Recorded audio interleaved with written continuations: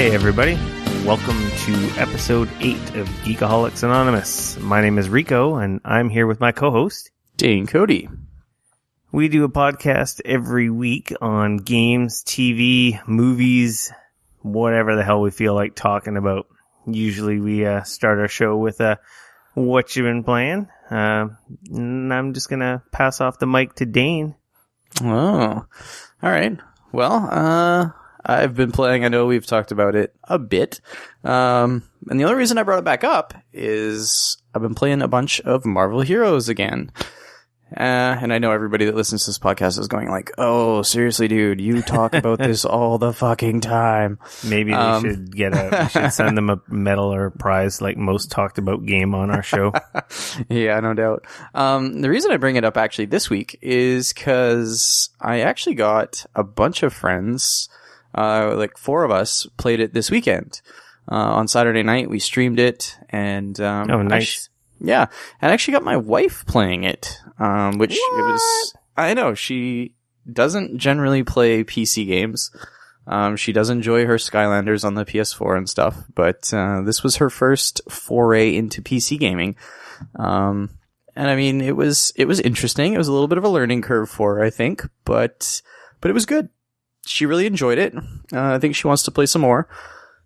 This weekend they had all the Avengers, so if you start an account, you can, I think it's still going. If you start an account right now, you can have any of the Avengers as a starting character. So she was playing as the Black Widow. Cool. You know, yeah, so she was really enjoying that. We had, like I said, I had Mike and Stacy over from RP Wabam. And so they're playing with you? Yeah. Yeah. All local? No, we were all online. We were all playing over the internet. They were playing at their house. And we were all on comms, though. We were all like chatting on Skype. You said you had them over. I thought you had an impromptu LAN party or something. Oh, that would be so awesome. I miss LAN parties. They're so sweet. No, we talked about it. If we had more laptops, we probably would have, though. Did I tell you about the LAN party I had at my place last summer? Yeah, man. Oh, yeah, super sweet. I posted some photos. Yeah, that was for my buddy Tim's stag party. Yeah. Yeah. We had an old school LAN party. There was like, I want to say 6 or 7 of us, had all our computers in the basement here. Yeah, man. And had a good old LAN party. So good. Except for all we played was League. We didn't play anything else. That's funny. That's when the addiction started. That's awesome. Yeah, we did a similar thing for Mike's, actually. Mike's bachelor party. We all got together and played a bunch of games and stuff, so it was fun. We played a variety of different games. That was when I kind of got everybody playing Smite, actually, so. Nice. Yeah. But no, so it was fun. It was really cool on the weekend. So 2 girls and 2 boys. You had the co-ed party going. Yeah, exactly. It's interesting, always bringing people that maybe don't play as many games or at all into a game that's new and stuff. It's always very interesting. You notice things that you and I as gamers sort of take for granted that we know about. Like, oh yeah, you just do that. You sort of begin to realize that people that don't play games, that stuff's not really that apparent. All the stuff we've just played through the decades of gaming. Exactly. I mean, like one of the things for, I think both her and Stacy actually, they didn't really care about the loot. They wanted to pick it all up. They were really, they wanted to make sure they grabbed it all. But as far as like stopping and finding out what it all does and like if it's better, that kind of got lost. And that was actually one thing that Mike kind of brought up, that, in Diablo, when you pick up a piece of loot, it shows you exactly what parts of it are better or worse than the current piece that you have equipped. And that's actually something that Marvel Heroes doesn't do. Yeah, it does a very bad job of that. Yeah. And so, of course, like, you and I and Mike and stuff, we kind of look at it and we just know, like, okay, well, we got to look whether or not the stats are higher for this or this and that.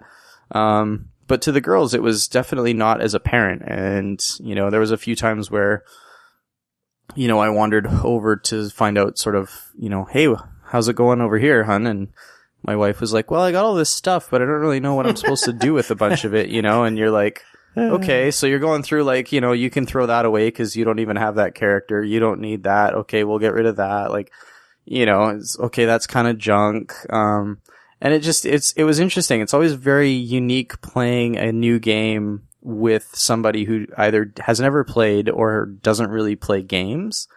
And you notice these little things. Like the other thing that Stacy kept having a really hard time of is she had no idea what to do most of the time. She was like, well, where do I go? What are we doing?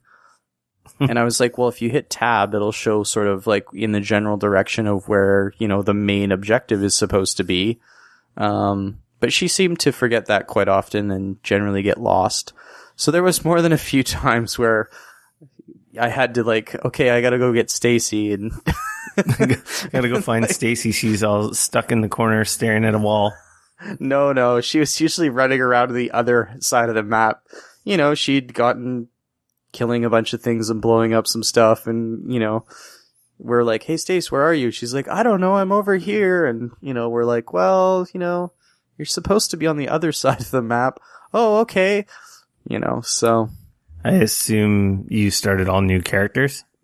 Well, they had already started, they had started a couple characters like the previous night and they'd played for like an hour or so. So they had a couple characters at around level 10. My wife, while we were waiting for Mike and Stacy to kind of get set up because they were going to stream it and this and that, I set her up on, set up an account and this and stuff like that. And I kind of got her started off on hers so that she, wasn't just completely going into it blind.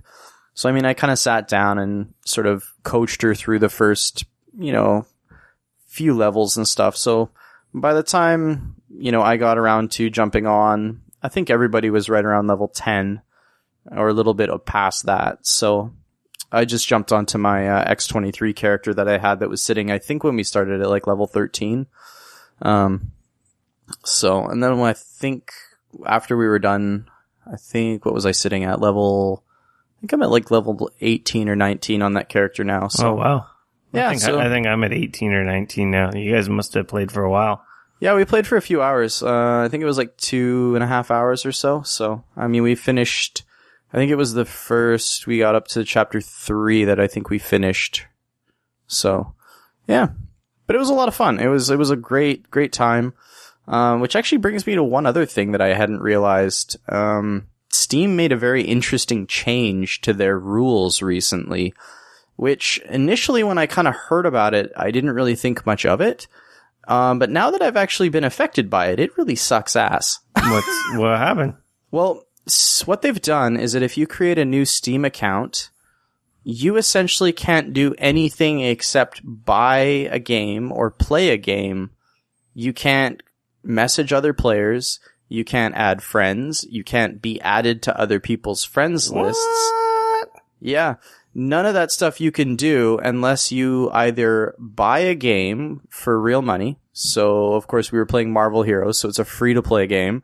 So that didn't count. So like my wife, for example, at the beginning of the night, she didn't have a Steam account, so I created a Steam account for her, jumped on Marvel Heroes, created a Marvel Heroes account, obviously, as well. Because we were thinking that we'd all just jump into a Steam chat, because that would be the easiest way for everybody to communicate. That's crazy. And then we found out that she needs to spend $5 minimum in the store or have $5 on her Steam account, and it can't be gifted to her before she can start using all of the actual features of Steam. Wow. That's weird. Yes. The reason they do it is because too many people are making fake accounts and harassing people and et cetera, I guess to troll people, but it sucked. So here we were thinking we'll just jump on Steam. We'll all use the Steam voice and stuff. And yeah. And then I was like, well, I don't know if she's even going to play another game from Steam.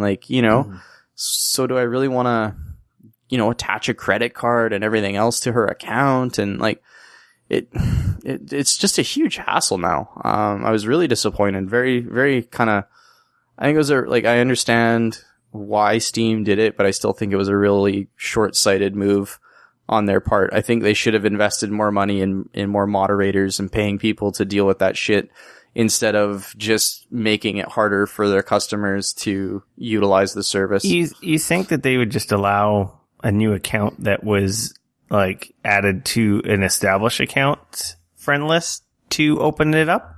You'd think. Like, that would make sense. Like, hey, you added her as a friend. Your account's in good standing. I know. So it kind of vouches for her account. Well, that's what we kind of thought. You know, we thought, well, maybe, you know, I was like, well, maybe she can't add me, but I can add her. But nope, couldn't add her. She couldn't add me. We couldn't even see her as a player on Steam. I mean, luckily we could all add her in the game because, of course, Marvel Heroes is kind of separate from Steam once you get into it, right? So, but it was just, I was a little, like, again, I'd sort of read a little bit about that they were making some changes, but I didn't sort of realize how, like, for lack of a better term, how stupid those changes were. You know, from a perspective of, you know, a new player or whatever, they're really making that initial barrier of entry much higher now. And I don't really think that's a good thing to do for PC gaming, but, you know, I don't know. That is a weird one. Yeah. So that's kind of. So the girls had fun. Oh yeah, it was a they pain loved in the ass setting her up. Yeah, I mean, once we all kind of got set up and we all, you know, joined the Skype call and things like that, and we got it all sorted out, then it was fine. I mean, the girls loved it, you know, picking up cars and blowing shit up. We were just friends in the game. I don't think we actually created like a full team or a clan in the game or anything. No, I mean, that. like, what characters were you playing? Well, I was X-23. She was Black Widow. Stacy was playing Thor, and Mike was playing Black Widow as well. So, dual Black Widows. I assume she's ranged with her pistols and stuff. You know, it's really interesting. She's got a very interesting mix of close up and ranged. Her pistols tend to be her, like, actual buttons, and her melee stuff seems to be her basic attacks. So, yeah. So she's got a very, she also has this one attack where she, like, rolls a bunch of grenades on the ground, which my wife was quite fond of. She thought that was awesome. You roll all these grenades and then they explode everywhere and there's explosions all over the screen and it looks pretty awesome. And kills everybody. Yeah, pretty much. So, you know. Yeah, I didn't get to play as much Marvel as I would have liked. I think I'm still in Chapter 3. Maybe Chapter 4. I can't remember. Sweet. Very cool. I'm still liking it. I'm meaning to play more. This week was just bad. Yeah. Did you get a chance to play anything else, really? Or? I did sneak into that Splatoon beta that they had open for a couple windows. Yeah, I saw that. I actually almost jumped into one of those windows, but I got sucked into playing some other stuff. But. There was realistically two. One was like 4 a.m, so good luck with that. Yeah. It didn't work at first. Obviously, it was having like major server issues, so it took a while to match a game. Yeah. That's why I guess they were doing a global test fire to get the kinks out of the system. But I got in a few matches. Yeah. I don't know. Wow. From someone who's played like real shooters. Yeah. It is a unique take. It's a unique take on the genre. Okay. It's not just about killing the other team. Actually, like, getting kills isn't very advantageous to your goal. Right. As the whole point of the game is to, you know, splat paint everywhere, hence the title Splatoon. Interesting. So essentially you're trying to paint everything the your level. color? Yeah. And at the end it does a little calculation and whoever has the most paint on the level wins. And you can see on the gamepad, the Wii U gamepad, you can kind of glance down and see overall who's kind of winning or what areas you're getting worked in. And you can jump around the map to get from one side to the other, turn into a little squid, swim around in the paint, which is kind of neat. And that's how you refill your ink. Hence the inklings and the little squid characters that are like on your head or that you turn into. Right. You know, pretty standard controls. You know, it's a shooter. You can use the gyro controls, the accelerometer in the gamepad. I turned that off right away. I think if you got used to it, it might be all right. Okay. But it's a little janky if you weren't used to it? I didn't like it. Yeah. No voice chat, so there was no way to communicate with your team. Yeah, that's not surprising, though. It is a Nintendo game. They want to keep everything PG. So, like, not even a built-in, like, but just even a team voice chat. It's not like your own team is gonna talk shit to you. You need to coordinate to win the game, right? Right. Was there any sort of like emotes or anything in the game to at least try and sort of be able to communicate something to your teammates, or? If there are, I didn't find them. No, okay. It was alright. I thought the music was kind of annoying. It was like this weird, like screaming cat getting gutted thing. So okay, it was kind of annoying. All right, so the visuals look nice. Like it's a clean looking, runs smooth. I don't know. That's good. You could maybe potentially say it was 60 FPS. So, okay. I'll have to see the final product. I'm not too sold on it. Right. I don't think it has a very compelling like single player campaign. So without voice chat, predominantly I don't know, multiplayer. You know, it'll be fun the first few times. I don't know how long that hook is going to last. Where it's going to get really frustrating when you magically have people who do have a way of communicating compared to people who can't. You know, they're just going to run around stomping, winning nonstop, right? Right. Hopefully they patch in some kind of voice chat. Yeah, I wouldn't be surprised if they didn't. But I would think it would be dumb if they didn't. Yeah. No, I hear what you're saying, but I also know, Nintendo and voice chat, and I mean, they're so worried. Nintendo is so worried about anything getting above PG that they're, I don't know. So for a family-friendly shooter, I don't know, shooting anything should be considered family-friendly. It is. Tell that to those I can see family-friendly Battlefield servers. I can see what they're going for, like a new, unique take on the genre that right, okay. Isn't modern warfare and guns and blood and killing. Right. So swearing. I might find a neat home. It just might. I don't know if this game's for me. No, that's fair. We'll see. I might magically get my hands on a review copy and be eating my words in a couple weeks. Who knows? Yeah, when's that game out again? I believe it's May 29th. Okay, so the end of the month. Is that a full like $60 game? I want to say it is, but I can't remember. Oh, okay. That's fair. Yeah, I mean, like I said, I almost jumped in, and then I ended up, I won't lie, I ended up playing The Witcher 2 instead. What's that game? The Witcher 2? I've never heard of it. Yeah, I know. The sequel is it's a new release, only right? Happening. The Witcher 2, totally had it installed on my system, and I don't know, I felt that going into The Witcher 3 coming up here, like, next week, I felt like I should at least kind of know the sort of pedigree that The Witcher 2 was, before going into The Witcher 3. So I had it installed on my system already. And I was, on the weekend, I was like, I already have a ton of games on the go, which is sort of something our listeners will find out about me. I tend to have lots of games on the go that I'm playing at any given time. Mm-hmm. Just to interrupt you really quickly. Yeah. Splatoon is a full price $69.99 game. Okay. Wow. Sheesh. Okay. Well, we'll see, final product, how that goes. So, but no, so I had the Witcher 2 installed.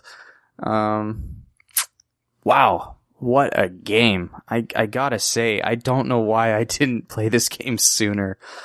I feel like at this point, I feel like I really want to continue playing The Witcher 2 and not play The Witcher 3 yet. Then do that. Keep playing it. But at the same time, like, I know The Witcher 3 comes out next week and I want to play it so bad. Oh. I would just play it at this point until number 3 comes out, and then you can appreciate all the new stuff. Yeah. Or go like, God damn it, they totally fucked this up. Yeah. No, it's It's awesome. I'm not gonna lie. Like, if anybody out there has got a copy of The Witcher 2 sitting around and they haven't played it yet, go play it. Seriously, it is like, if you're a fan of third person, kind of action RPG type games, I mean, I know the game is old now and everybody's like, dude, you're telling me about a game that I played, 3 years ago or whatever it was now. But if anybody out there kind of missed it and they didn't, whatever, seriously, go pick it up. It's cheap now. There's a bunch of deals going on. It's an awesome game. Not only does it look gorgeous, I'm playing it on the PC, and I pretty much have everything maxed out, I think, on my system. It is a good looking game. I also have it installed on PC. Yeah, it runs really well, at least on my system. And the game itself, like, I loved the way the game started, where, you're talking about flashbacks on things that have sort of happened, but you're playing the flashbacks, so you're getting the story, but you could have played those at the beginning of the game in any order that you wanted. There's like 3 flashbacks, and you technically could play them in whatever order you wanted based on, the decision that you made, which is really cool. It's a neat way to do it. You're playing like the fully updated version with like the new tutorial intro, I take it? Yes. Okay. I'm playing the Witcher 2 Enhanced Edition, as they called it. But that game is so much fun. Like, I'm really enjoying the combat. It's like this kind of a mix of, how would I explain it? It's got a little bit of a Dark Souls type vibe to it, where you kind of got to be smart about it. You can't just run in there or you're going to get totally destroyed. But at the same time, it's not nearly as punishing as that one is, the story so far is really cool. I'm kind of wishing that I would have finished The Witcher 1 now, because clearly there was a bunch of cool shit that went down in The Witcher 1 that I'm now missing out on in The Witcher 2. Witcher 2, when you first booted it up, also had an option to import your Witcher 1 save. So my guess is that on the PC side, at least, chances are Witcher 3 might even, it wouldn't surprise me. And I mean, I don't know, so don't quote me, but it wouldn't surprise me if you can pull your Witcher 2 save into the Witcher 3. Kind of have your dude sort of badass starting off the game. That. I haven't either. It was just, they did do it from the Witcher 1 to the Witcher 2, so, it doesn't seem like a stretch they would, but I could totally be talking up my ass and they might not have, so we'll see. But no, great, man. I think I've got about 3 or 4 hours logged in it now. So I sort of finished the prologue, started off into the main game, kind of, got to the main town and sort of got past the first little bit of story stuff before they kind of let you loose and go, okay, now it's up to you to sort of, we're going to give you a goal that we're going to set, hey, this is sort of your mission, if you will, but that doesn't happen until down the road. So it's kind of up to you to, the guy told me, meet me at this place at dawn, or at dusk, sorry. And it's up to you where you can hang out in the game and wait till that actually happens, or you can meditate and make the clock go ahead till that time and then go do what you need to do. So it's really kind of cool. Like, you can just, I've been tooling around. There was a bunch of some side stuff that I wanted to like take a look at and sort of mess around with. Wandering all over the city. Well, it's not really a city. It's kind of a town at this point, but, just phenomenal so far. Just the feel of the game. That's about how far I got. I don't know what pulled me away from it. If it might have been a reinstall of my OS or something. There was some reason why I think I may have lost my save and didn't end up going back to it. But yeah, I played a good 4 or 5 hours and I enjoyed what I had played, but never ended up going back for whatever reason. Yeah, no, I mean, I'm definitely interested in going back. I can't wait to play more of it. It's a bit of a bummer. I have my little sister's graduating out of town this weekend, and so I probably won't really be playing any games, but I won't lie, I'm really wishing that I was going to get to play more of The Witcher 2 this weekend. Cause yeah, I really do feel like it was a missed, I don't know how I missed it. it's like a game right up my alley, at least. I don't know. It's kind of dark and, sort of that sword and sorcery, but sort of dirty and gritty. It's not, clean and floofy. It's, it feels real. I don't know. I like it. It's cool. And the magic system works really well too. So far, at least, you've kind of got vitality and you can only cast so much magic. So instead of having like a mana bar showing like, okay, well, I can do this, it's sort of like you can cast X amount of spells, and some spells will take 2 vitality. So you might only be able to take, cast one of those. And obviously when you're in combat, your vitality regains slower than when you're not. But it kind of adds that other aspect of combat where you're fighting and stuff, and you might be able to get that spell off, but you might only be able to do 1, or you might be able to do 2, but then you're going to have to kind of wait. So you got to kind of utilize that to really help you get that foothold. So, no, it's cool. It's really, really cool. Yeah, I can't remember how that game plays at all. Yeah. Oh, I'm playing it with a mouse and keyboard, so I'm really liking the controls. They're great with that, so... the only thing I will kind of say that I'm a little disappointed. Well, I shouldn't say disappointed, but I'm not a huge fan of when they do the whole, you can only carry so much stuff and then you get like encumbered. So in this, you have X amount of slots, and if you have too much stuff, then you get weighted down and you can't run. You can only walk, and it'll say like you are too heavy. And so then you either got to sell some stuff or drop some stuff. And I mean, like, I get it. It's more realistic and it allows you to, kind of choose stuff wisely. But I mean, in these RPGs and stuff, you're picking things, you're crafting things. So you've always got a bunch of other crap on you. You've got twigs and you've got bark and you've got herbs and you've got, all this stuff. And it's like, you're asking me to carry all this stuff because I need to create potions and I need to create spells and use it for alchemy to create oils and this and that. But then when I want to pillage everything, you won't let me because I only have, 200 slots or whatever. So it's a little bit annoying in that regard. I kind of hate it when they sort of just put this arbitrary, like, hey, he should only be allowed to, carry this much stuff. I mean, it's totally unrealistic amount of stuff, but only this much. Not that much more unrealistic stuff. One of my least favorite gameplay mechanics is being encumbered by weight. It's a video game. Who cares? Like, let me carry as much. Unless you have like some fast travel system or an easy way for you to get back to where the loot is so you can offload your shit, then it's even okay. Then, but it just feels like a giant, it's just tedious. Even having like a thing that fills up, like, it's kind of annoying. Like, I understand it's a part of games like Diablo and stuff like that, where where you have to go back and you have to unload all your crap. But man, I feel like it really kills the flow of the game. Like, you're out there, you're doing a bunch of stuff, and then all of a sudden, you kill this big badass monster or, find a treasure chest or whatever. And then all of a sudden it's got a bunch of cool shit in there that you want to keep.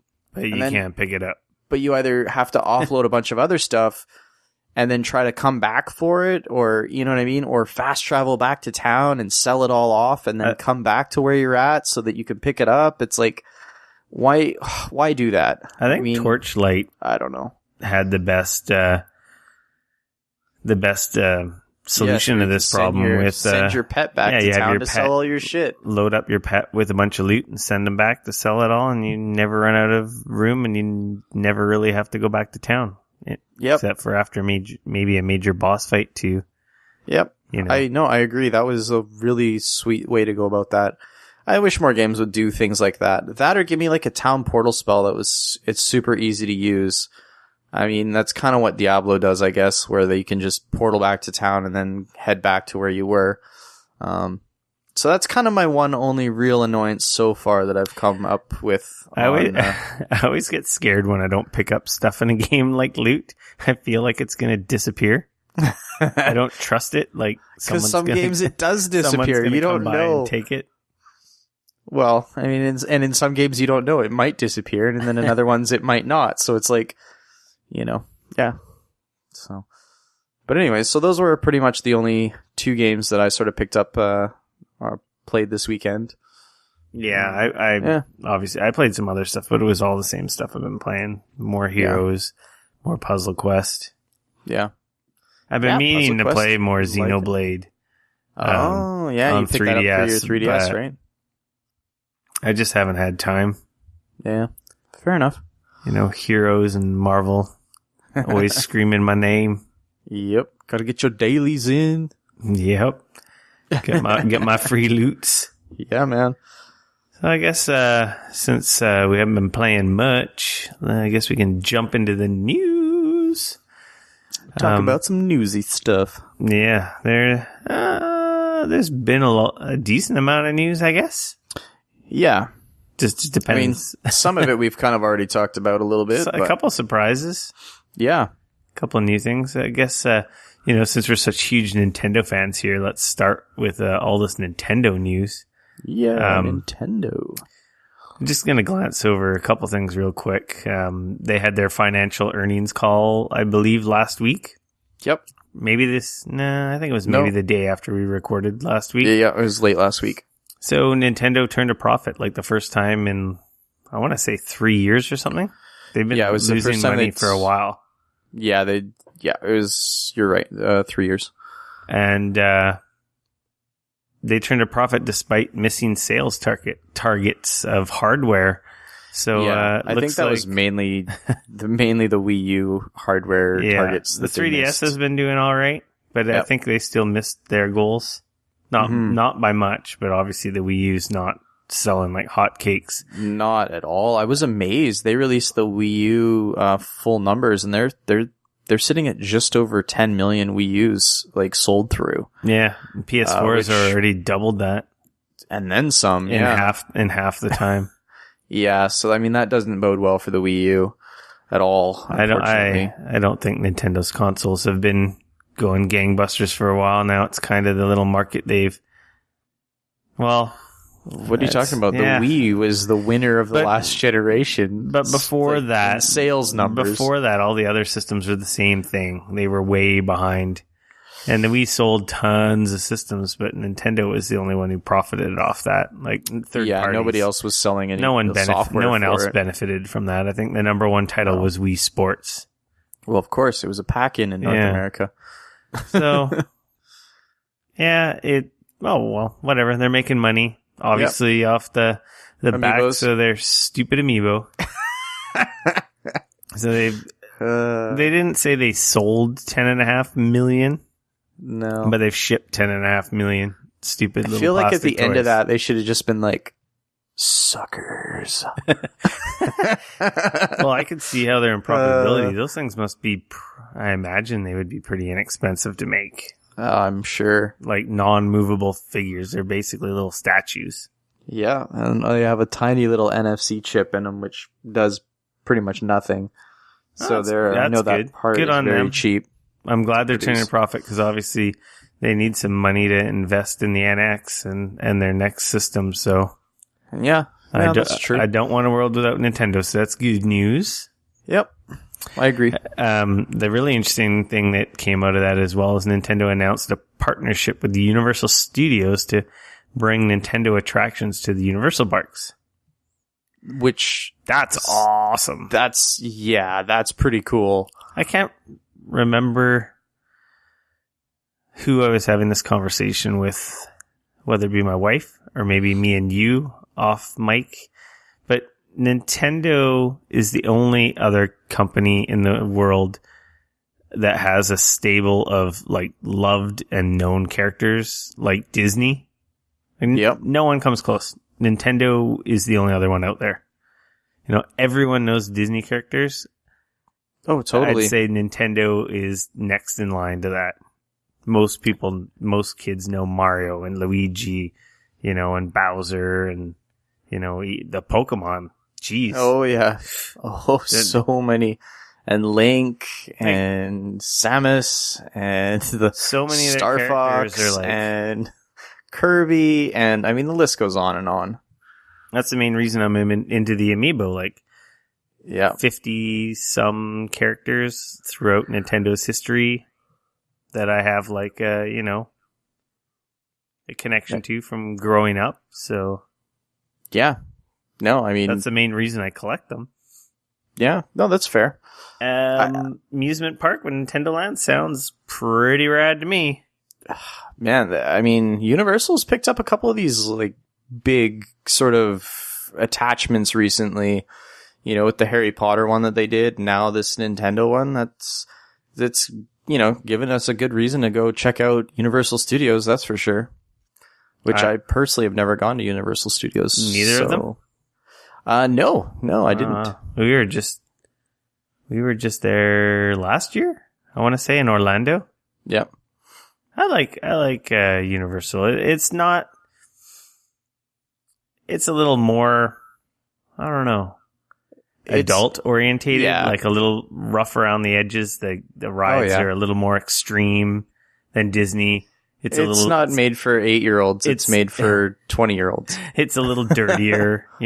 Disney is super clean and pristine walking down their roads and stuff. There isn't any trash anywhere. And if there is, someone magically comes out of nowhere and cleans it up. Jiminy Cricket. But yeah, they do have some wicked rides. What kind of rides could they have? Like obviously a Mario Kart ride for sure. That would be awesome. Totally. Yeah. I mean, I'm sure that there's a bunch of cool stuff that they'll come up with. It'll be interesting to see what they have up their sleeves. even just the thought of them doing like a sort of a Mushroom Kingdom area of an amusement park sounds really cool. Literal Nintendo Land. Yep. Well, that's pretty exciting. I imagine. And you were telling me about this last one just a little bit before the podcast. I didn't realize they were doing this again. Well, they announced their E3 plans this morning. Right. Nintendo released a silly little video. Probably throw up a link on the site or Facebook page later when I have a chance. But so like last year, they're not doing a big press event. They're doing their Nintendo digital event in the morning. I believe that's before the show opens. So that'll probably be an hour or so live streamed on the internet with all their announcements on the first day of the show. And then during the entirety of E3, they'll do their Nintendo Treehouse Live, which they did last year, was basically their news desk live stream from the Nintendo show floor with developers showing off pretty much everything they announced during the digital event. So just more in depth and streaming during the entirety of the show. And it was really well done. It probably one of the best streams out of E3. I find they do a really good job of getting the point across and giving people access to the information. And they do a decent job for not actually like kind of being there like they used to be. Well, they're there big time. They just don't do the press conference, which makes sense. To be honest, the press conferences are not very inclusive.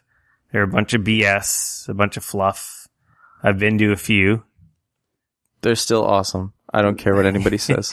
They are. I still love watching them. They are awesome. Going and getting free food and free drinks and sitting 3 rows back at the PlayStation press conference when the PS4 was unveiled. That was pretty amazing. But they are also a big fat waste of money. Oh, of course. Because they could just do a video and live stream it and get the exact same impact, but whatever. So, also, Nintendo was, during E3, they're going to have playable sessions of Mario Maker at select Best Buy in Canada and US. Oh, okay. So they're going to be continuing that as well then, like sort of the mini E3s at the Best Buys and stuff? Yeah.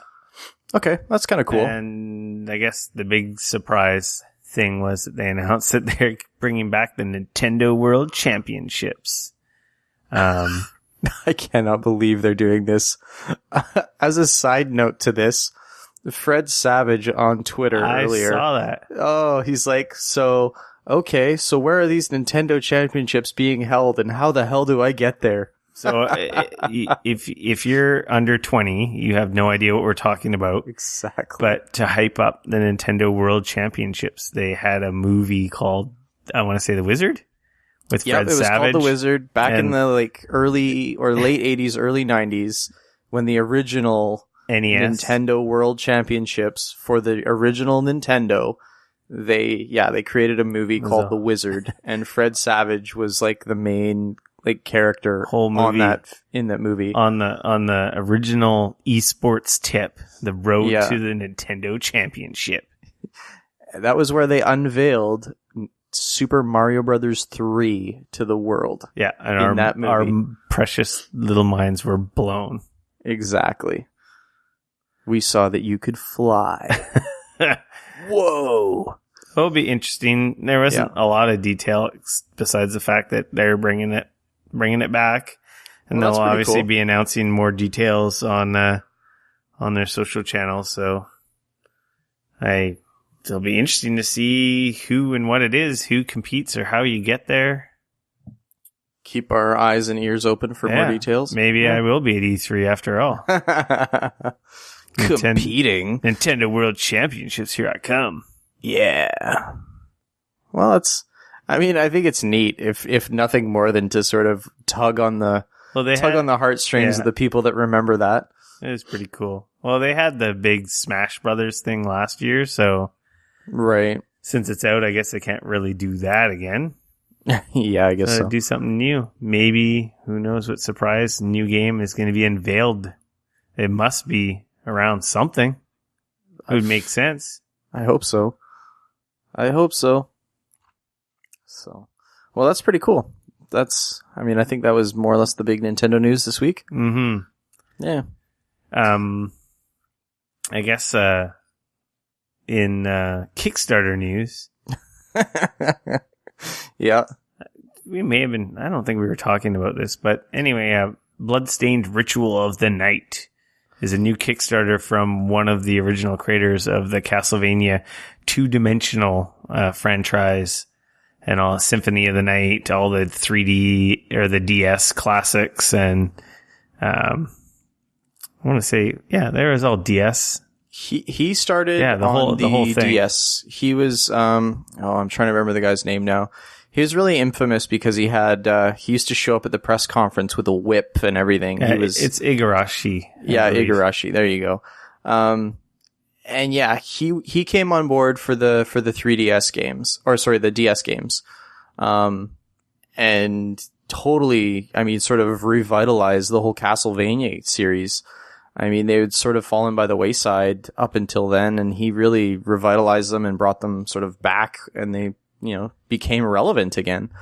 And they announced a new Kickstarter he was creating, it looks very, very much like a spiritual successor to, sort of the Castlevania games that he had been creating for Konami. Yep. But seeing as Konami seems to be imploding rather rapidly these days, he went to Kickstarter. And, they were looking to fund Bloodstained. And with a pretty talented crew of people. Oh, yeah. One of their stretch goals was if they could get to, I believe it was 850,000, they would have David Hayter, the voice of Solid Snake, come on board to voice the main character.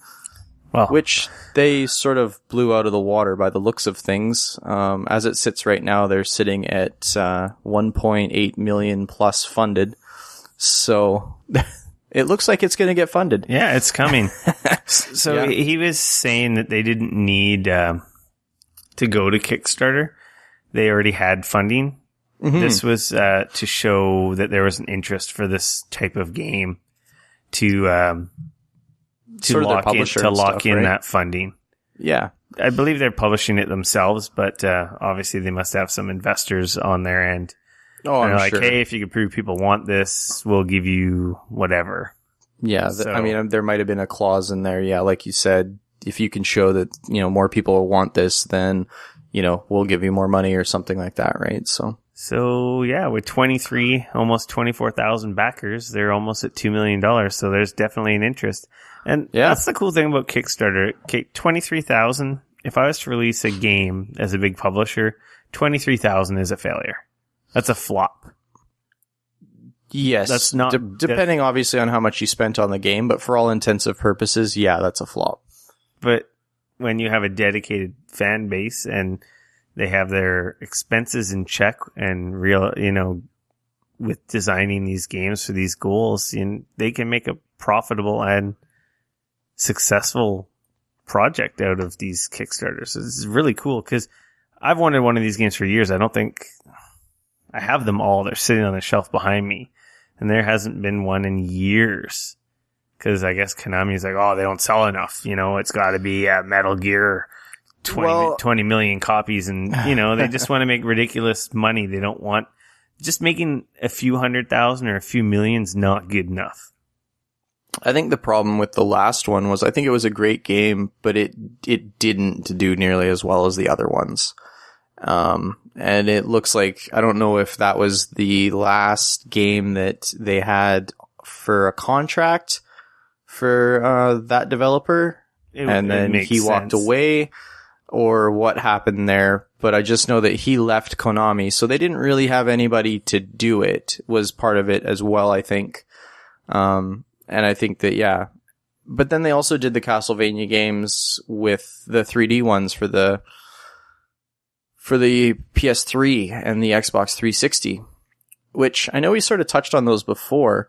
I didn't realize. I went and did a bit more research. You know how you and I thought that maybe they were a flop? Turns out that between those two games outsold every other Castlevania game combined. Oh, the Castlevania ones. Yep. Oh, wow. Those were by far and away the best-selling 2 Castlevania games that Konami has ever made. Hands down. I guess they just weren't critically well received. Well, maybe not critically, but I mean, they sold like gangbusters. And what it looks like happened was the studio that created them, I cannot think of their name off the top of my head right now. They were contracted to build 2 games. And they made the 2 games, and then the designer and the developer from those actually left to go on to other things, and that studio started on other things. And Konami, I don't know what the deal was. Again, Konami seems to be making some strange decisions. So instead of getting them to either make a third one or to do some other stuff, Konami didn't feel that they needed to continue, so they didn't. Yeah, the first one's got a 85 on Metacritic, and the second one a 63. Yeah. Oh, that's interesting. Wow. Yeah, I hadn't realized that until I started. I would have never guessed that. I know. I didn't realize how well they sold either. So, but yeah, apparently they across all the platforms, because they were on PS3, Xbox 360, as well as PC. And apparently across all platforms, they outsold every other 3DS and DS Castlevania game to date. So I didn't have a chance to watch the Kickstarter trailer. Apparently it's pretty entertaining. Yeah, it's pretty interesting. Check out anyone to watch it if you want. No gameplay footage for the game, but it was you get a feel for the guy that's making the games and what kind of a character he is. Like concept art looks awesome. Oh yeah, it looks really neat.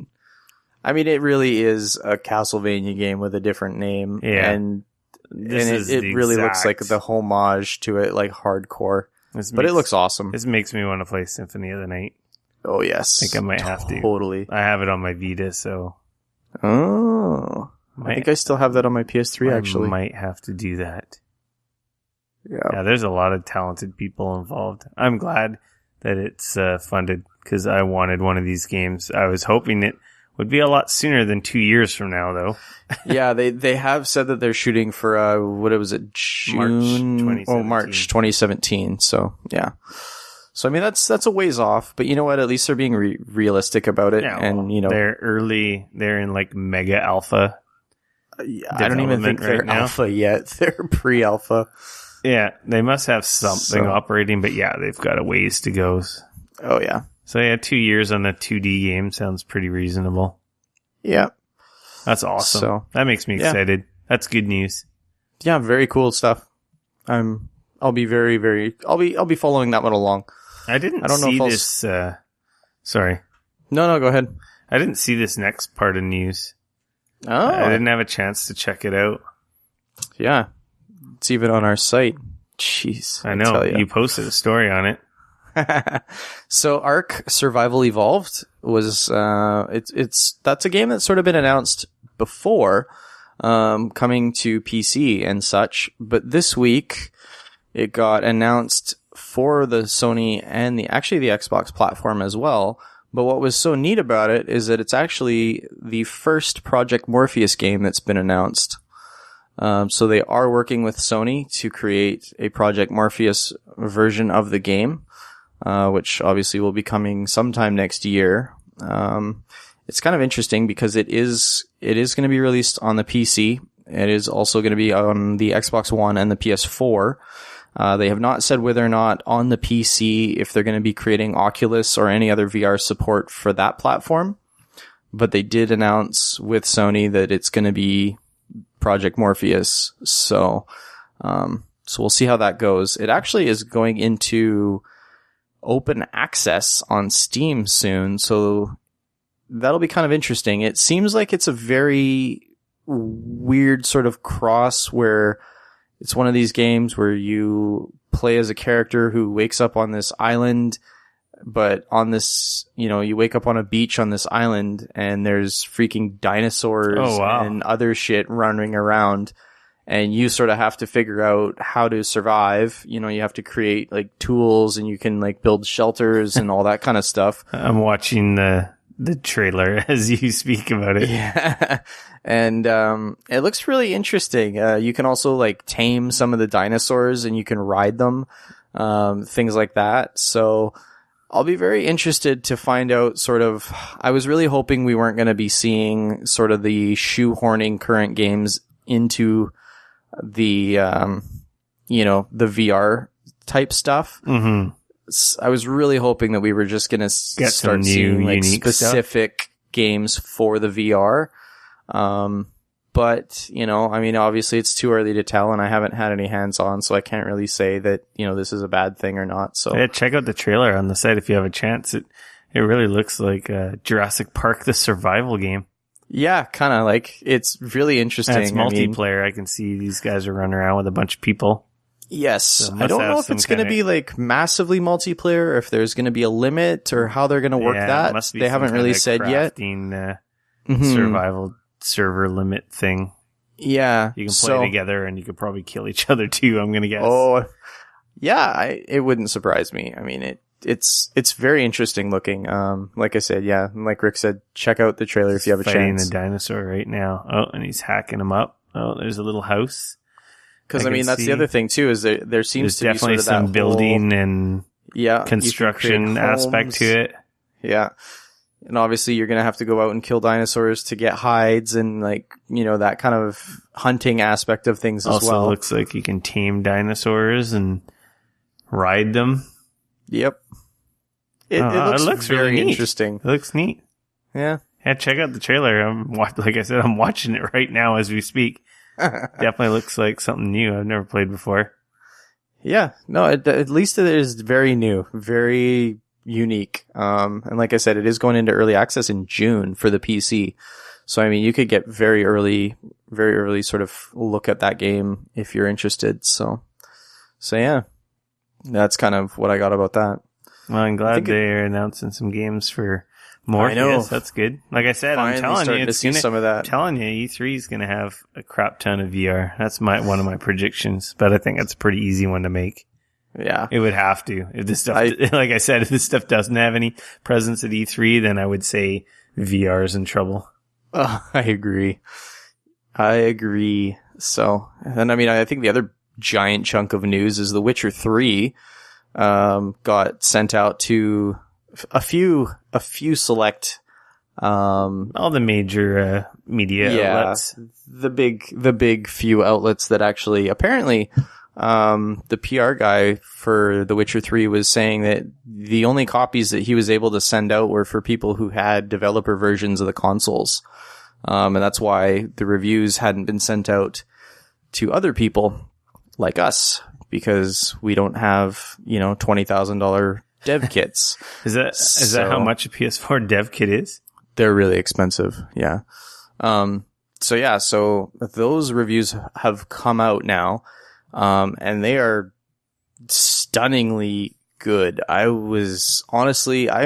expected this to get, probably solid 8s, maybe even a few 9s, but I mean, we're talking GameSpot dropped a 10, IGN gave it a 9.3, Game Trailers gave it a 9.8,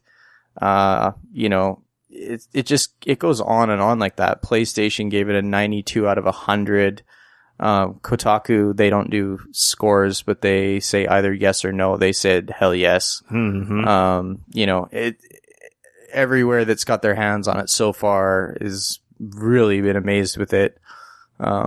So I'm very excited to start playing that next week. Yeah, Tuesday.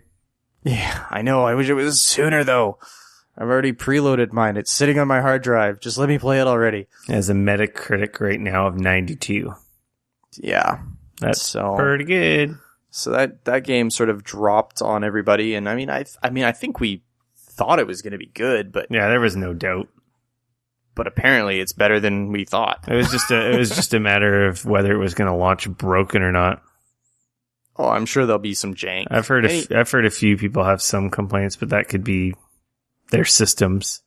Yeah. With crashes and stuff. But I think anytime you have a game of that magnitude, like, it's huge. I think it's hard to release a game that big and not have some sort of, jank. Yeah, it's impossible. Yeah. So. I'm super excited. Mm-hmm. I hope magically I have it early so I could actually have something to play and have something to talk about next week. The Witcher 2. No, The Witcher 3. Tomorrow's Thursday. There's a rumor. Might be able to get my hands on it. Oh. Depends if it's code or if I imagine they're going to send out code. That'd be awesome. Yeah, I'm sure. I'd be pretty excited for that. Either way, if I don't get it before Tuesday, I'm just going to buy it. Yeah. Because I have to play it. Definitely one of my most hyped games of this year. Well, when I saw it at E3 2 years ago at the press, backdoor, whatever appointment they had there in little theater demo. Right. It was impressive. Yeah. And the videos looked the same as back then, so they weren't, with the exception of it being on a super high-end PC, they weren't really, they weren't doing a smoke and mirrors thing. The game looks like the game they were showing, right? Mm-hmm. Which is good. Yeah, and especially since people are starting to get their hands on it and they're saying as much, so. And they gave free beer away, man. Oh, well, they win right there. 10s. Yeah. 10s for everybody. I got a beer, 10, CD Projekt Red, best company ever. Done. So Tuesday. Exciting, yeah, man. Exciting. Definitely.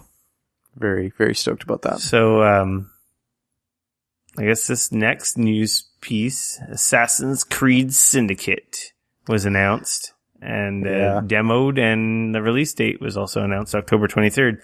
So this wasn't a surprise. There was kind of a leak and rumors that the next Assassin's Creed was going to take place in London.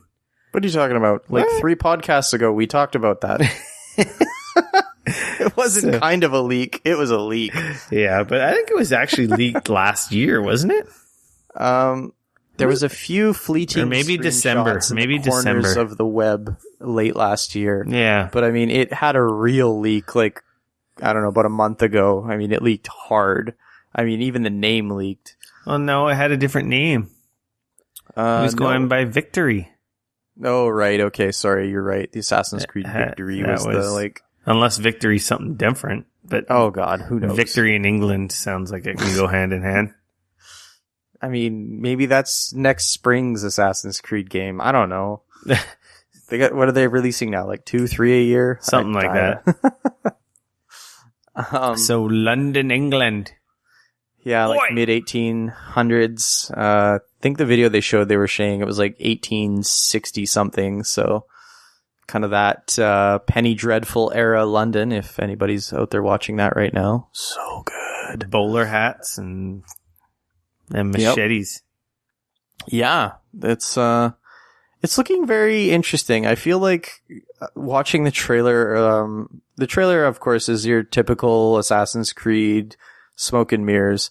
But watching the gameplay video that, they're both up on the website if anybody's interested or hasn't seen it yet. I feel like Assassin's Creed is turning into like Grand Theft Auto. They even announced that you can like hijack a carriage in this and like throw the carriage guy off and cruise down the road in his carriage. I mean, it's totally like the carjacking stuff in Grand Theft Auto. They've also announced now that you can use essentially a grappling hook. They're calling it something else in the game, but it's essentially cool. A grappling hook you can shoot and like hook onto, roofs and walls and pull yourself up. Speed up the traversal a bit. Which actually, that to me is one of the biggest things that I think would make the game great.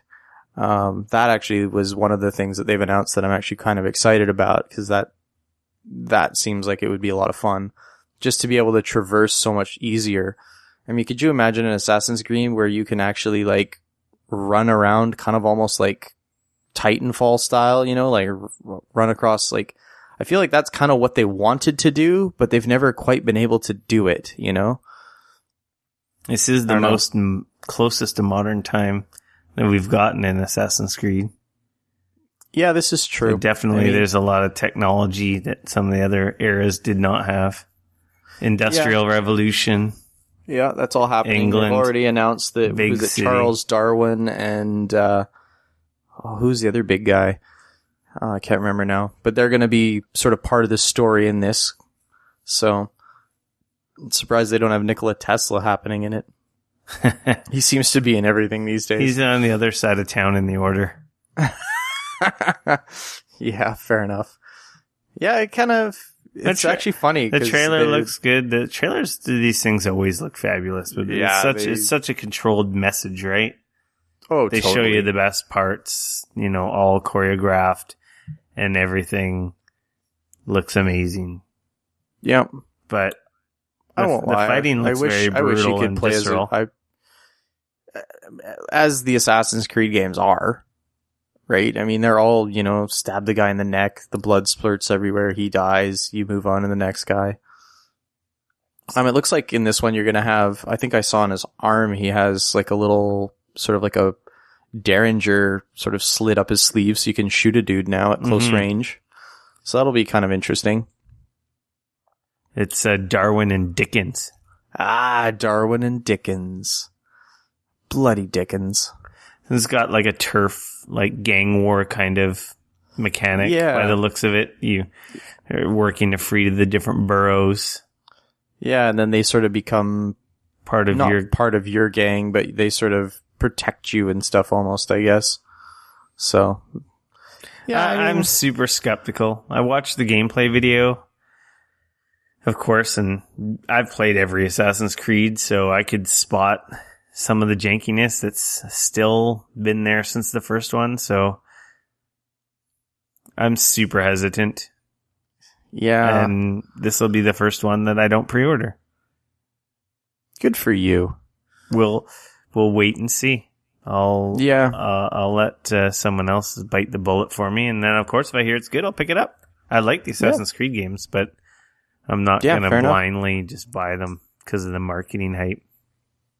Yeah, it is hard. I mean, I feel a little bit burned after the last one. Like, I mean, you and I even got hands on like close to release.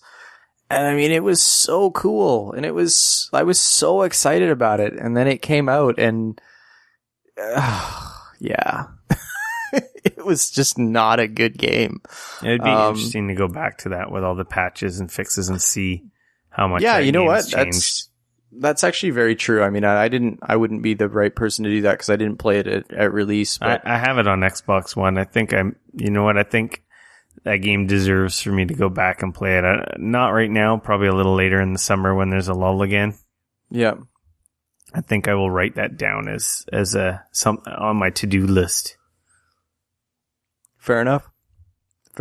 I mean, I shouldn't say that it's a bad game because I know friends of mine and stuff that played it, and they, there was some jankiness and there was some glitches and stuff, but they still really enjoyed it. So, there is that to be said.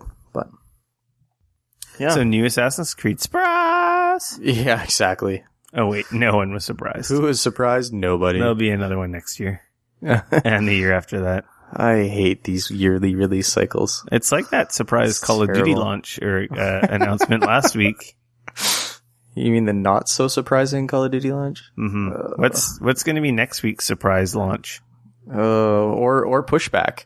Something's either going to get surprise launched or something's going to get pushed back into next year. What? It's like a lottery we could play. Something got pushed back?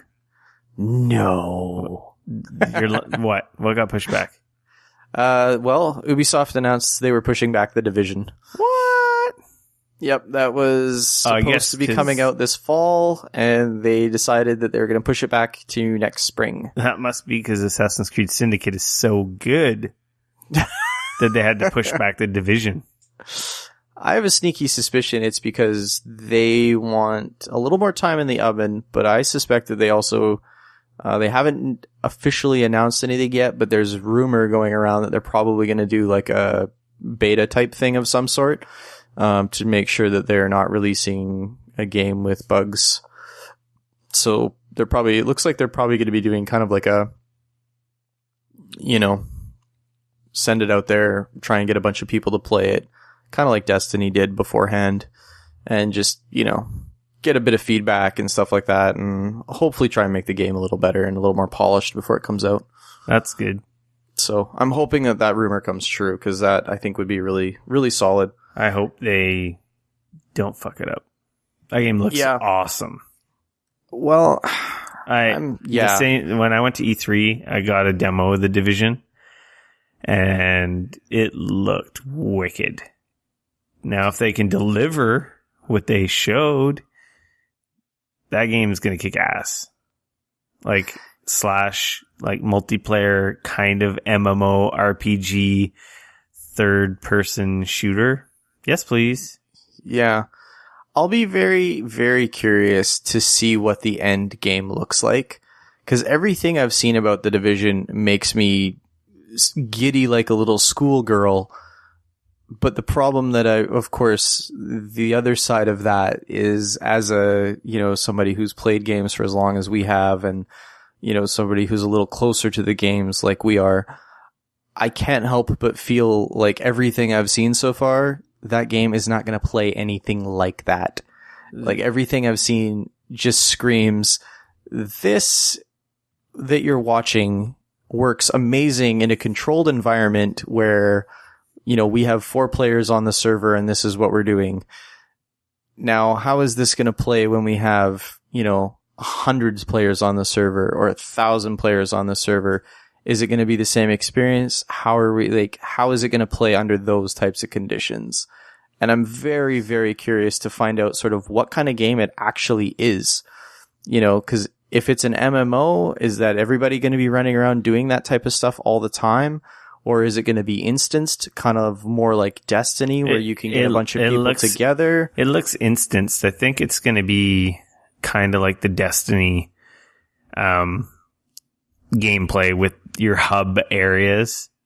Right. Because when they were walking around, they walked by like what you would call like a dungeon, but they didn't go into it. But it showed like the difficulty and like the level requirement for it.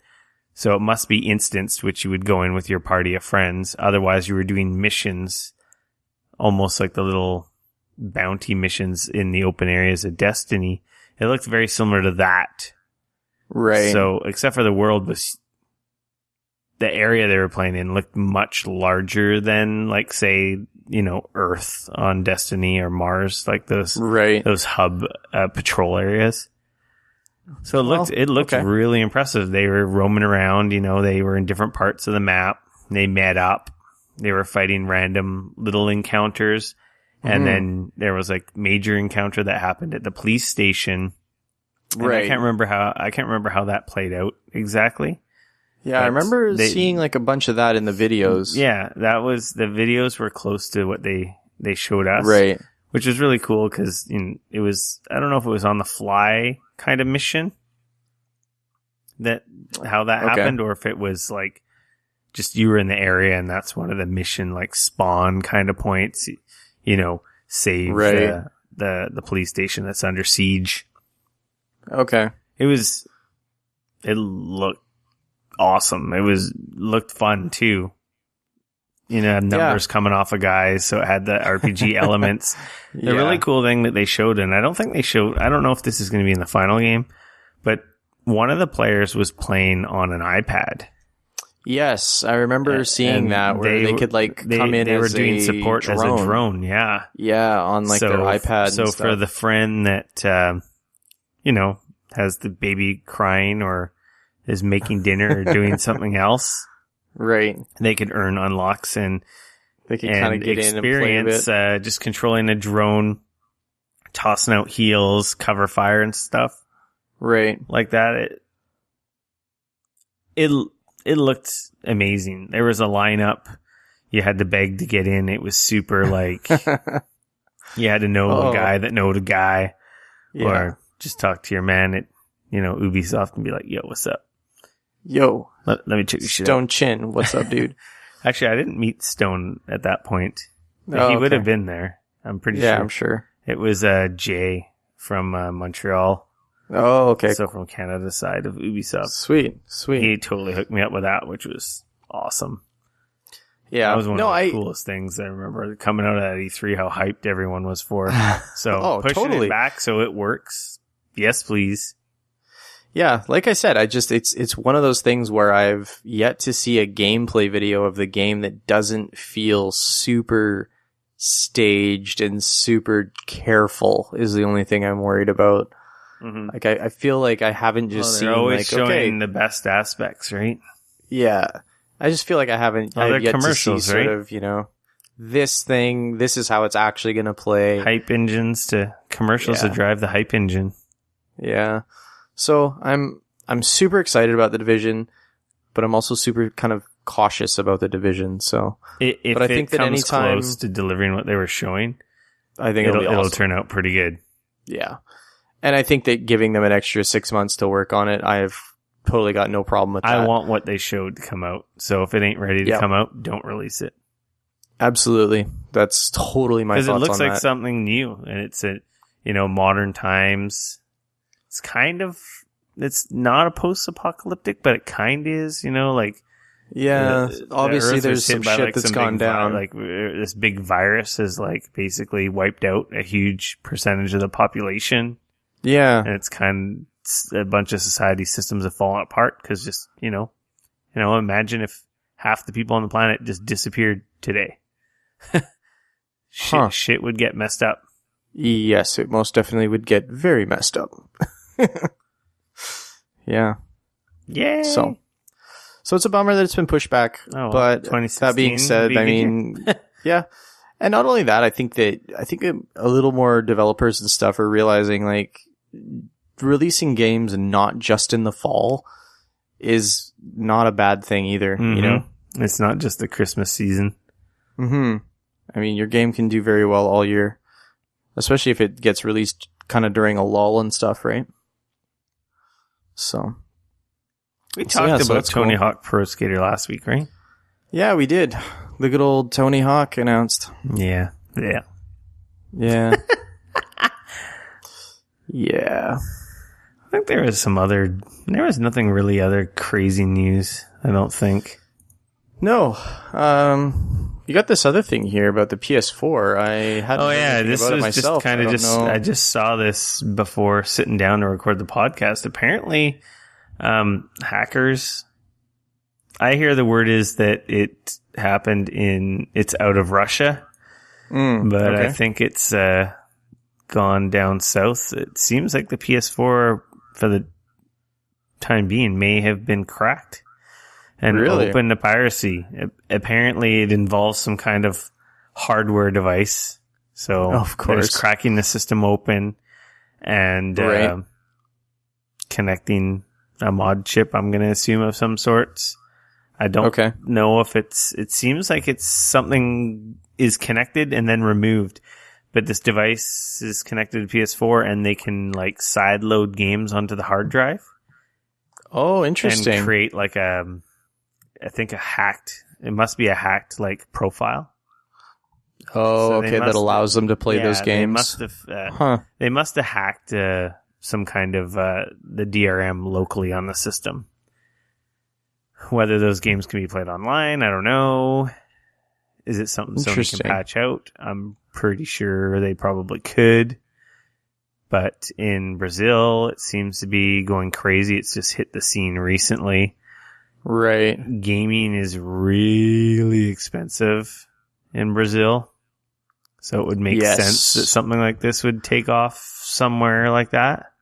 We're talking like the PS4 is like over $1,000 American in Brazil. It's insane. Like it's super crazy expensive. When my cousin Vic went down to Brazil for the World Cup last summer, I want to say he took 1 or 2 PS4s with him down there. Oh, wow. For cousins and family, or maybe one for a cousin and one to just resell to make some money off of.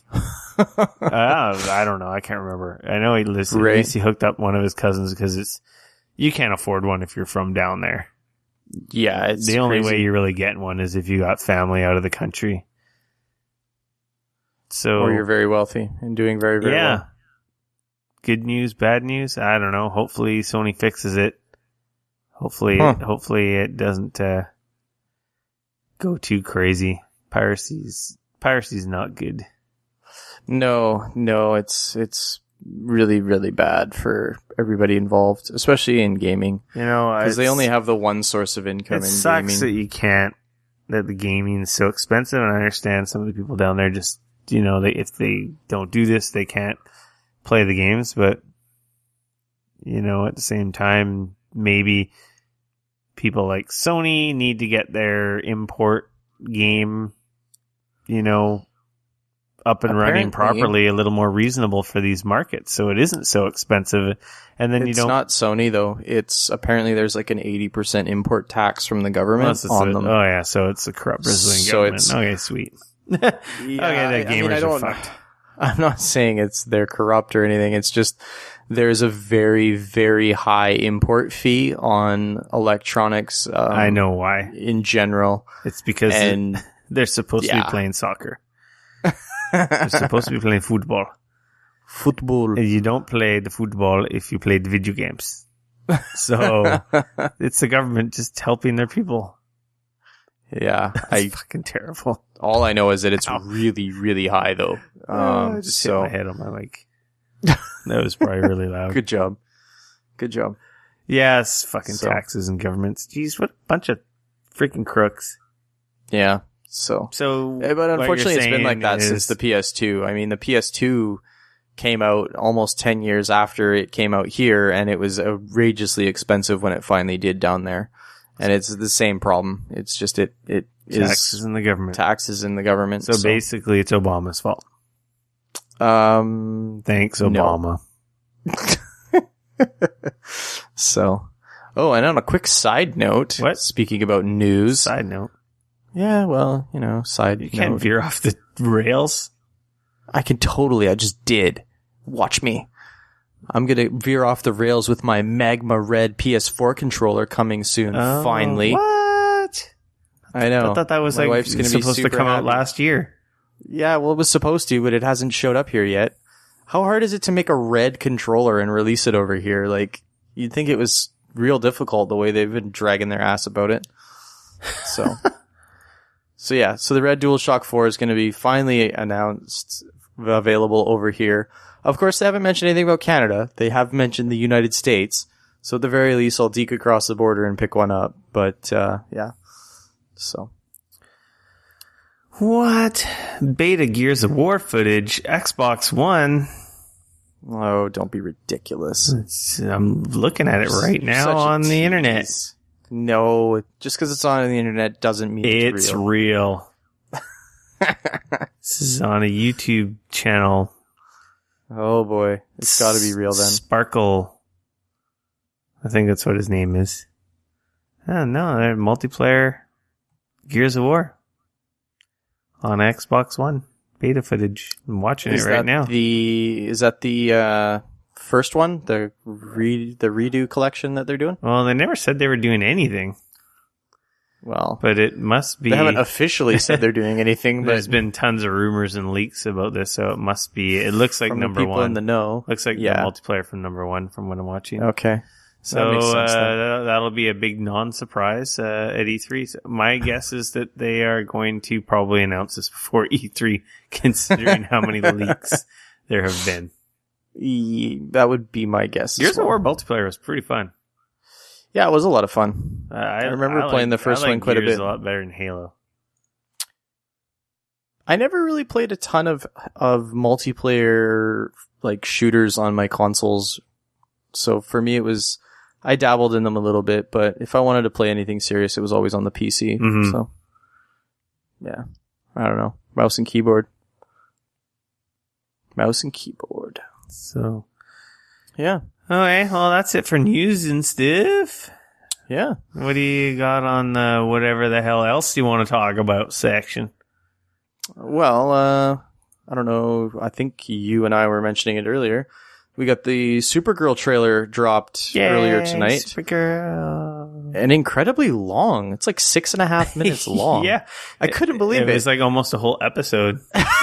It's like a quarter of an episode. There's a whole story arc and everything. Yeah, I couldn't believe that. There's an origin story. Yeah. Everything. It's like, talk about blow your load in the trailer. I don't know anything about Supergirl. It's Superman's cousin. In the comics, at least. I could take that apparently from the commercial. In the trailer she mentioned it like 3 times in the commercial. Yeah. You know, Superman, he's like my cousin. Yeah, your cousin sent this over. We're like totally tight. Superman, he's my cuz. Yeah.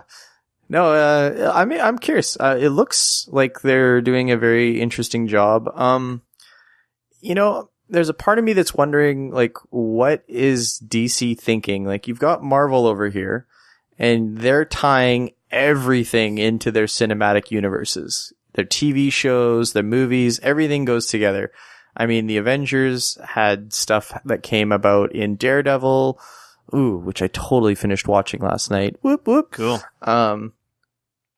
And they're just tying it all together.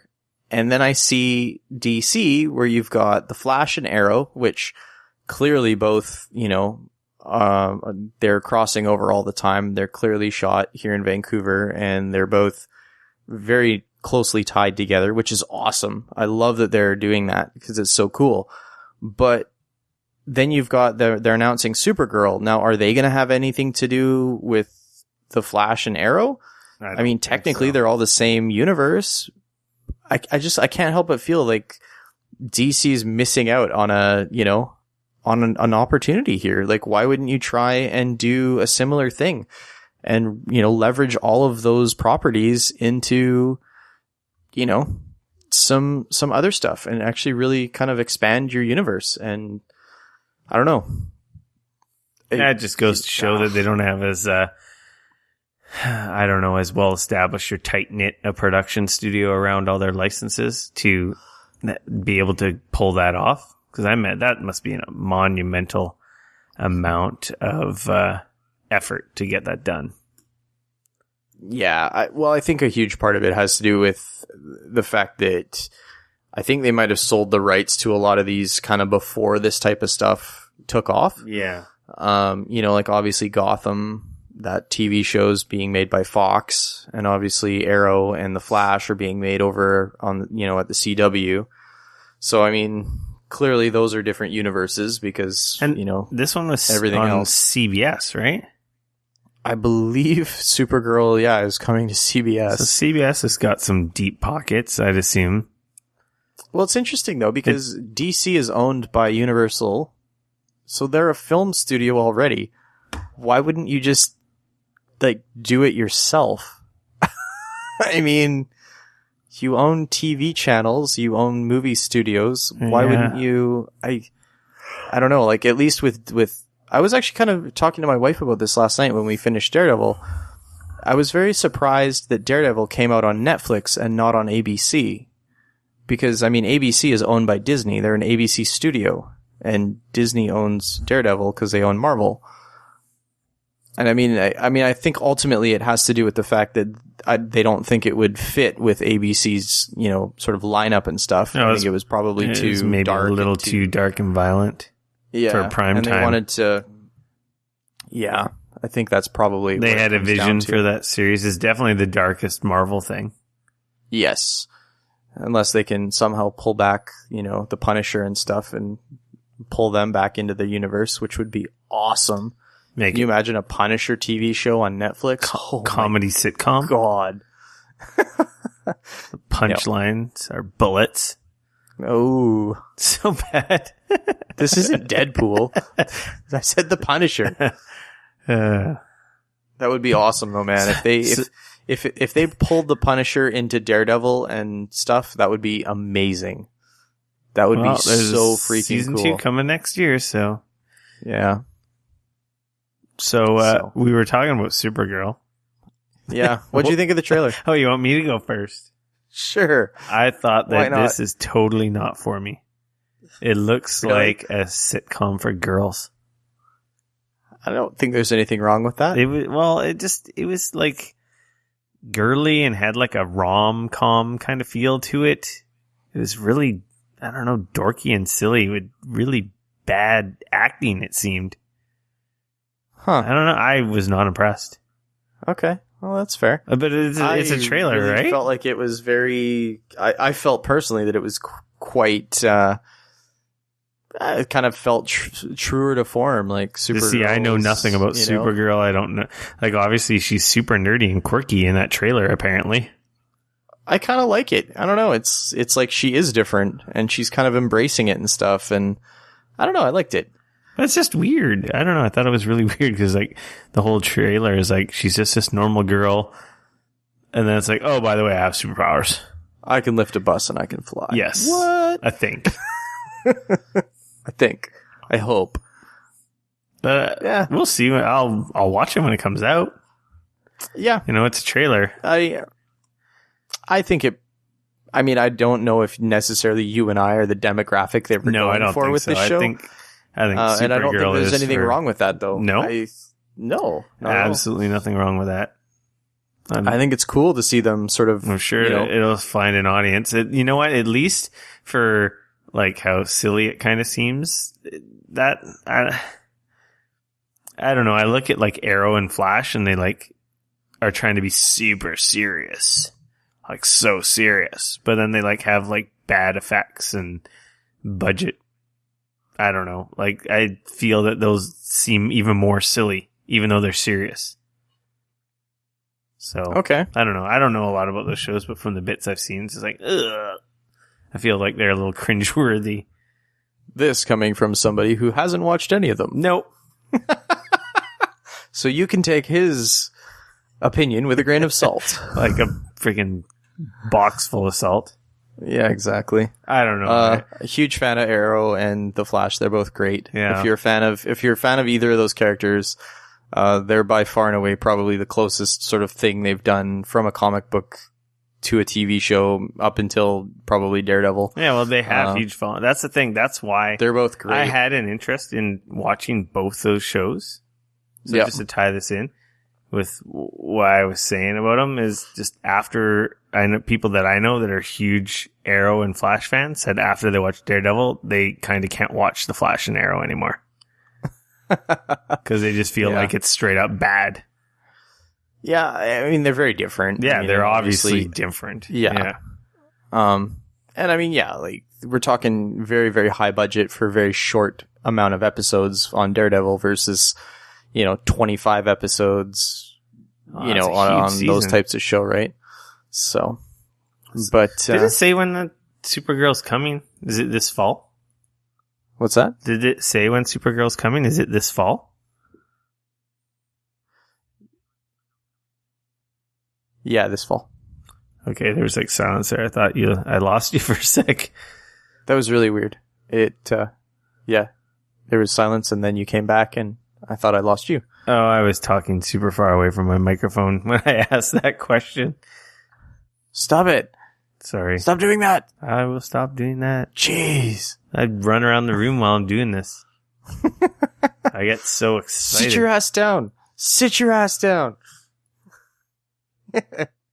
Yeah, no, I believe it's coming this fall. I'm scraping for more stuff to talk about. Yeah, I think this week maybe we just end up with a bit of a shorter episode. What? No, the people want more. Oh, we're still hitting an hour and a half. I know. That's a fairly substantial. I totally forgot to throw out the questions. See if anyone had any questions. Everyone seems seems scared unless we throw it out there to ask. Yeah. Well, give it time. Maybe next week I'll come up with an email address, and then people can hit us up at our email address at any time. Oh boy. That's getting pretty high tech there. Mm-hmm. Yeah, no. Well, I'm going to go watch I say I'm going to watch Mad Max. I'm hoping to watch Mad Max this weekend and hopefully be able to talk about that soon. Yeah, fair enough. I don't know if I'll have a chance or not with like grad and stuff like that happening this weekend, but I will hopefully be also checking it out within the next week or so here. Dane's gradding high school for everyone out there if they didn't know. Yeah. No. Not that was a few years ago now. I do not wish to go back at all. So glad to be done. That was a few decades ago now. Yeah, more than a decade for me as well. That's sad. I'm an old man. I'm as old as the video game industry. Just about. Maybe not. The old bastard. There was games before I was born, but pretty damn close. Yeah, pretty close actually. So, well, we'll probably be freaking out about The Witcher 3 for sure next week. Oh, definitely. You can just about guarantee it. And then whatever exciting, not surprise trailer announcement next week. What? They're releasing another Assassin's Creed game? Oh, wait, they already did that this week. Assassin's Creed Victory for iPhone and Xbox Android. 360 and PS3. Yeah, last gen systems. No, I think they actually said they're not going to be making any more Assassin's Creed games for Call of Duty gens, Mini Black Ops. Those are the big ones, right? Call of Duty and Assassin's Creed. Coming to the Android platform that nobody bought. Wait, there's nothing for Battlefront. So that means they're probably not going to have a Battlefield game this fall. I would assume I don't think so. That they won't. So I guess that's your replacement for Battlefield. Maybe this year. Maybe they'll re-release a Borderlands game as well. Oh, Borderlands, the new game. No, there is something we forgot to talk about. What? There was a leak on someone's, I want to say, LinkedIn profile. Okay. That they had worked on a trailer for Fallout 4. You know, this is interesting. This rumor is going around hard. I mean, the guys over at Rebel FM, and it was they were dropping this hardcore. They're taking bets. Guillermo del Toro's production house made the trailer, which bets. is the other interesting thing. They are taking bets over there that we are going to see this announced at E3. Possibly to be released this fall. Now, I am very skeptical if that is going to happen or not. But, I mean, I guess we'll find out. It would be the first time, like, obviously. So this, apparently, person has been told to remove the reference. And I think websites have been threatened to remove stories because there was a non-disclosure about this. So I'm going to guess the dude who worked on this is going to get in some serious shit. He may have limited his future career on working on trailers. It's possible. Because I'm pretty sure you would have signed an NDA to work on something like that. Non-disclosure agreement for anyone not familiar with the term. So he shouldn't have been posting it on his resume that he had worked on this, because obviously there was tons of rumors now. Everyone, I think the rumor mill might have just been generating because this is what something people want. So they've willed it into the world that Fallout 4 is going to be announced or a new Fallout game. So this just lends more fuel to the fire. Yeah, I mean, I don't know. We're so close to E3 at this point. Yeah, I mean, I imagine we'll be finding out what Bethesda's got up their sleeves. Super disappointed if they didn't. Timing seems right too. Yeah, I mean, it has been quite a while since they've released, a few years since Skyrim, and then even longer since the last Fallout. Yep. It would be impressive if it was announced at E3 and to come out this fall. That's the thing that I could see it being announced at E3 and coming out sometime next year. Mm-hmm. I would hope this fall, because I don't know if Bethesda really has anything else. Oh, Bethesda's got some stuff coming out. I mean, they got a lot of stuff they're working on right now. Yeah. So I'm trying to blank as to their big Doom 4. Yeah, they have Doom in the hopper. There's rumors of a new Dishonored. That's the one. Dishonored. Yeah. Dishonored 2. I mean, that game was awesome. I bet you, yeah. That's their whole press conference right there. There you go, right? We just did it. E3 predictions. Yeah. So with that, I think we're pretty much done. I think next week, we're going to start, with our E3 predictions. Ooh. Each week, leading up to E3, because we're getting about 3 weeks away now, maybe 4 weeks away. Just we're under. very close. We're going to do, E3 predictions each episode. And we're going to focus on one of, the big four. Nintendo, Sony, Microsoft, and PC. Probably hit up. Okay, yeah, you want to split up like that? That's our number 4. Okay. I don't know. PC's not really going to have anything that the other 3 are going to have, so. But whatever. Or they're going to have way more. So, the PC. I don't know who you want to master start race. with next week. We'll figure it out. But starting next week, we'll do E3 predictions on one of the big 3/4 and do a new one every week leading up to E3. Maybe I like we can it. play a little fun game and see how many come true. Ooh. And how many come wrong. That it is in proper English. Come wrong. Yeah, then no. Fair enough. Cool. Well, you can find me You heard it on here. Twitter at Rick F. No K RICF. You can catch me on Twitter at Dane Cody. That's at DAYNECODY. And you can catch both of us dropping stories and stuff at Geekoholics on our website, as well as our YouTube channel. Geekoholics. Yeah, I'm pretty sure if you just search Geekoholics, you'll find everything.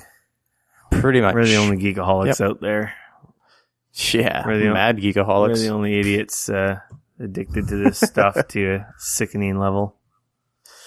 Yeah. Yeah, there's our website, Google Plus, YouTube, all the good stuff. Facebook. Yeah, it's all the top images there. Oh, that's all us. iTunes, There Twitter. That's Man. all there, right? There's no one else there. Just Geekoholics. You can find it all. Sweet. Share with your friends. Drop that shit on their podcast, on their iPods, on their pod catching Twitters device, and their Facebooks. Let them know. I will come up with another contest. I already have a couple ideas. Sweet. I got a little messenger bag from Nintendo, a Majora's Mask themed messenger bag from Club Nintendo. Very cool. I have no use for it. I figure I will give that away. And Sweet. I'm thinking I'm going to go crazy and give away a gold Mario amiibo. Whoa. Those are pretty hard to come by, I hear. I hear people want those.